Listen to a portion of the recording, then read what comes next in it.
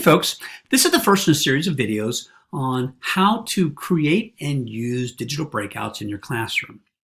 So let's start with the basic. What is a digital breakout? Well, probably the easiest way to understand digital breakout is to think about its real world counterpart, the escape room.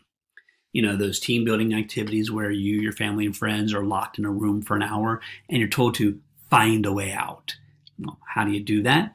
You solve riddles, you solve puzzles, you find combinations to padlocks, you find keys to open doors, and then hopefully within the hour's time frame, you're able to escape.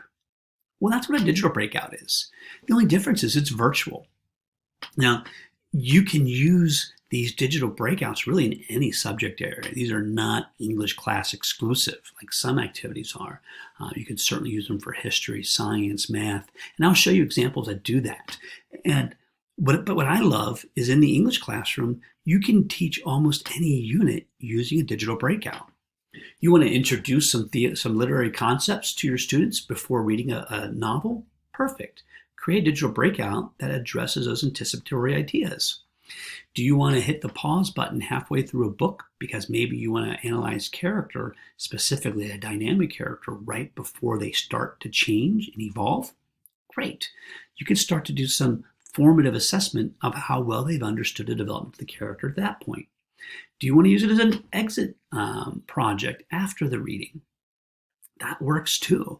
Now they've read the book, they can go deeper into that analysis of character, analysis of theme, whatever it happens to be. You simply have to have a text, a focus, and your imagination is the only limit. So in this particular video, what I want to do is to familiarize you with some possibilities of what a digital breakout can look like. I'll show you several that I have created, as well as some digital breakouts that teachers from other subject areas have developed. And then we'll talk a little bit about how to organize yourself before you can even start to create a digital breakout. Future videos will then walk you through the development of the Google slide or whatever your online home base will be, and then how to create the lock code form. But let's get into some basics before we get into that nitty-gritty. And let's take a look at some models.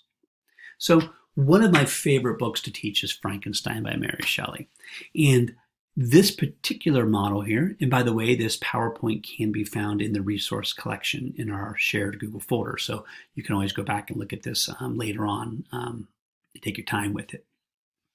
So I use this particular digital breakout to introduce the novel to my students. And I find it's a much more engaging way for them to learn about things like Mary Shelley's life, the Gothic literary genre, maybe some techniques, literary techniques that I want them to focus on.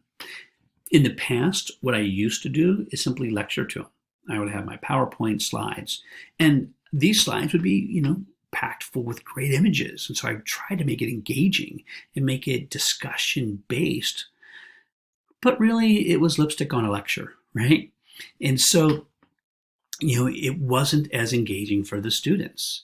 And, what happens if you got that group of students that doesn't like to engage in group discussion? I hate that, but they're there, right? This allows them to work in small group settings and get the same information. But what's better? They're finding it. It's not me telling them what to write down. So it's giving them that agency, which we want them to have. Okay, let's take a look at the anatomy of a digital breakout. So we got our title up top. If we move down this particular website, if you've ever done an escape room, there's always some kind of a scenario. You're escaping from the mob. You're trying to launch the rocket before the planet blows up, whatever it happens to be, right? Well, you want to create something fun like that here as well. So here's what I've got for Frankenstein. And if you've read the novel, some of these details might ring familiar to you. You're inside Victor's Ingolstadt apartment when you hear strange noises coming from one of the inner chambers. The only way out is through the front door, which, strangely, is locked from the inside. Of course, right? Clues to unlock the door can be found anywhere. So watch videos, click on objects, and solve riddles you can find the lock codes. You must find the correct lock codes to open the door before whatever it is that's making those horrific sounds finds you. Well, this is going to be something that's going to be familiar to them when they get to chapter 5 of this book, the creation of the creature itself. So I'm playing on some elements of the book here. Now, if you look down, we've got a couple TED Ed videos. I love TED Ed. They're short, but they're great to introduce concepts. We've got one on the brief history of the Goths. We've got one on everything you know about Frankenstein. It talks about the novel and Mary Shelley. A quick video on the Gothic elements. So something that I would have taken maybe 3 or 4, maybe even 5 days to lecture on, I've got a series of 3 short videos that will cover the same content. And they're watching it and they're taking it at their pace. Across from the videos, you'll see there's these strange boxes over here. These are what I call the lock codes. In an escape room, think about these as the padlocks and door locks, right? And you'll notice I've given them some clues to what they look like, what the answer should be. Obviously, we've got type in words here. So a 4-letter lock code. So it's 1 word, 4 letters. And I give them some clues, should be all caps. A 10-letter 2-word lock code, so on and so forth. And so they can get a sense of what the combination will look like. And the order of the codes will follow the order of the activities over on the other side of the page. So I don't want to make it too insanely difficult. So that first code is going to go with the first video and so on and so forth. You scroll down, we've got this receipt. There's a great website called customreceipt.com where you can make basically a register receipt.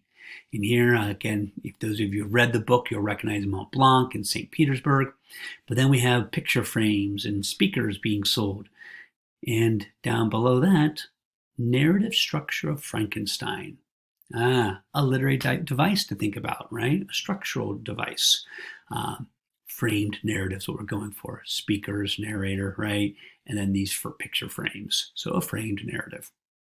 We've got some word clouds. These get into themes and character development. Those of you who are fans of a Stranger Things series, you got the message board on the wall with the Christmas lights.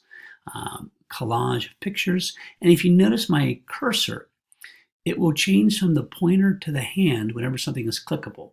So if I click on this collage, it's going to take us to some quote analysis. So thinking about possible themes for various quotes. This doesn't click, so clearly it's just going to be the word cloud we're going to focus on. Same with the receipt. Once they have figured out the messages here, they can then go through and unlock their lock codes. And they escape, just like in a regular escape room. Let's take a look at some others. For my general level freshmen, we did the short story Sound of Thunder. And again, as a way of introducing this short story before we started reading, I created a digital breakout. You'll see, same basic layout though. We've got our scenario here. Our lock codes are over on the left rather than the right. But then we've got, pictures here. Again, you see the pointer turning into a hand. So this is clickable. There's some great online puzzle generators. They wouldn't see this. What they would end up seeing would be the puzzle itself, right? And so they have to build the puzzle. And what are they hunting? Tyrannosaurus Rex, right? Here we've got this sort of butterfly effect going on. Again, if you've read the short story, you'll know where that's going. And this is an activity for vocabulary pretest. I want them to think about these vocabulary words that they're going to see in that short story. Again, this is formative, not summative. So I'm not penalizing them for getting it wrong, but they will get a lock code after they have finished completing the pretest. Here we've got some collages. Now, again, all these images are going to go in the order. There's nothing to click on here, but they have to use these pictures to try to figure something out. We got Doctor Who, we got the Wayback Machine, we've got Back to the Future. All of these deal with the issue of time travel, just like A Sound of Thunder. In the literary device I wanted them to focus on, if we look at these two pictures, We got this great cartoon with our Lego Star Wars figures. Hey, that's a strange looking shadow. Shadow. And there are 4 shadows. Foreshadowing, right? So a little bit of wordplay. Now, this particular video from Jurassic Park, it's not really relevant to one of the clues, so you got to have some red herrings in there. But it does get us to the ideas of these anachronistic, these out of time elements, like the dinosaurs in the modern age or the modern people going back in time. So another great way to set up reading. The awakening is an activity I do with my students after, these are my AP literature students, after they have completed their reading. And again, same thing, lock code over on the left. We can click on the picture of Kate Chopin, identities being ripped away. So what a great image for that, for them to think about. We've got some motifs here. I give them a passage from the text to think about what is the motif, what is the recurring idea. And that's one of their lock codes. And again, so on and so forth. Here I've embedded a video from Braveheart. For those of you who are familiar with the movie, this is the final scene where William Wallace is being tortured and he cries out freedom. Kate Chopin's character of Edna feels her suicide, and the end of that novel is an opportunity to free herself. So ways to bring these elements in. And then again, here we've got another image for setting. Think about locations. And Oedipus the King I use with my sophomores. And again, this I use as a pre-reading. Again, moving my lock codes on the right, but it's the same basic format. We have a video collage here that it actually takes us to a TED Ed video, giving them some background to Oedipus. Good old Tiresias. This will take us to a puzzle, which is the riddle of the Sphinx, with the old man, the young man, and the child that walks on 4 legs in the morning, 2 in the afternoon, 3 in the evening. Man. And that's at the heart of that story. Word cloud on theme. Setting is important in that particular story with Corinth versus Thebes, dramatic irony, and again, another pretest, vocab pretest.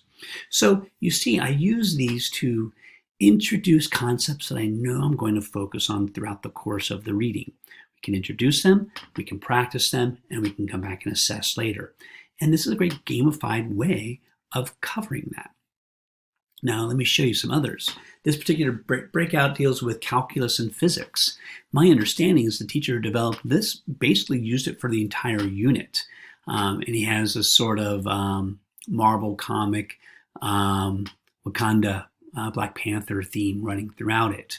And the answers to their questions over here will be solved through the videos and through the activities that they have to complete. So this is a great way, again, some embedding video here from Mythbusters, a great way to bring in multimedia to gamify learning. Here is a famous Americans activity for 2nd and 3rd grade. Again, same idea. We've got famous people here. We can click on the various individuals that will take us to smaller breakouts, and so perhaps this is a class digital breakout and each student is given a different figure from history. Same basic setup here. We click to find the activities and we complete them to solve the puzzle. Here we've got some thought puzzles going on. And again, you can incorporate any number of activities here. And then this one's a capstone program which brings in multiple disciplines at once. So focusing on the trouble in the Sudan. And again, we've got activities, videos, maps, all kinds of elements to look at to unlock the problems. So the digital breakouts are incredibly versatile tools to engage our students. And really what you need to do when you create this digital breakout is have a text, have a theme, have a skill, whatever it is you're going to focus on, have that in mind, and then let your imagination just run wild in developing these various clues to gamify the hard critical thinking skills we want our students to learn. I hope this was helpful, and thanks for watching.